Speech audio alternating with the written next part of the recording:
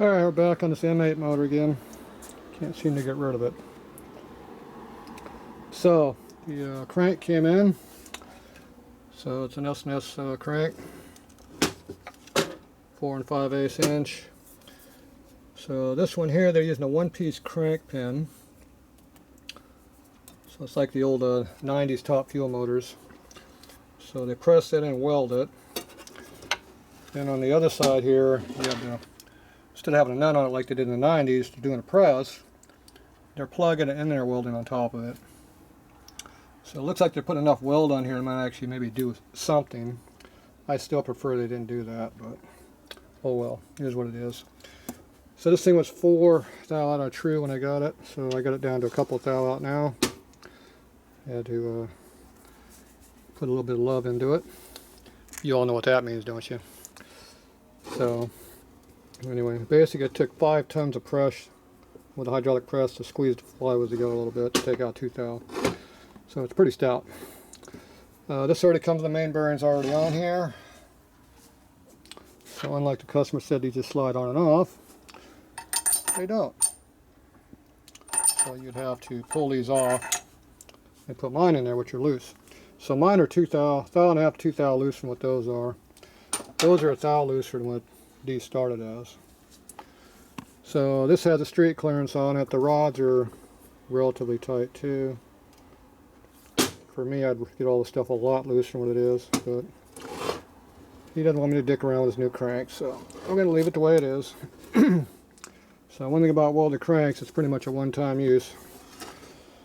So use it and toss it. Kind of not very nice. You can go in here and cut the welds out, press the crank out, and rebuild it, and weld it all back together. You can probably do that a couple times before it'd be destroyed, but that's about all you get out of that crank.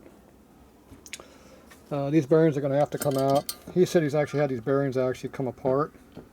Not the whole thing out of the case, but the cage break up basically and come apart. So I'm going to get these out of there. So we'll do that in a little bit. The other thing we're doing is drilling the top end oil line to drain the cylinder here. So you drain your head. So I pulled out the plug that was in there. They got a plug inside here. Pull the plug out, put the fitting in it.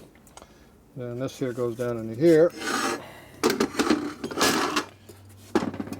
Just like this.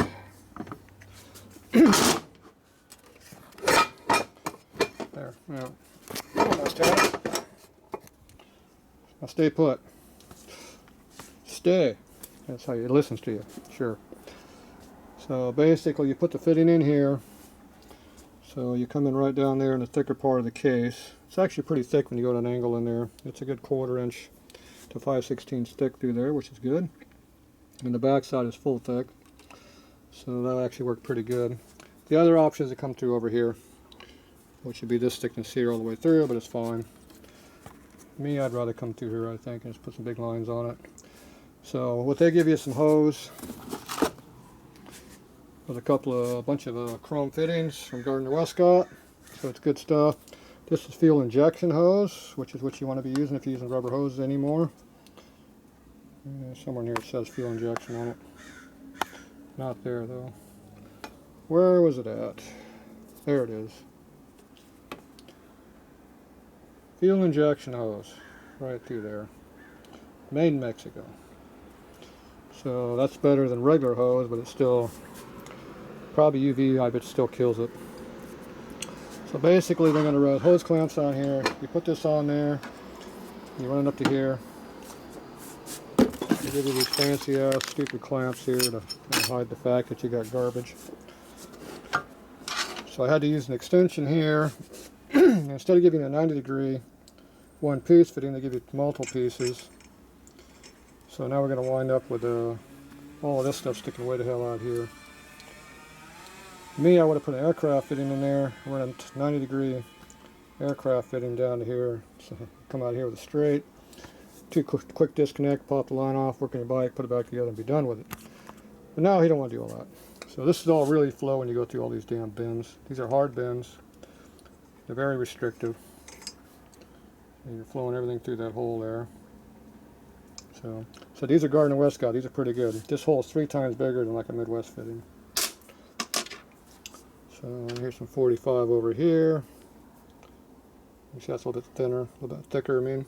So the hole, see this one has a bigger hole through it, the 90.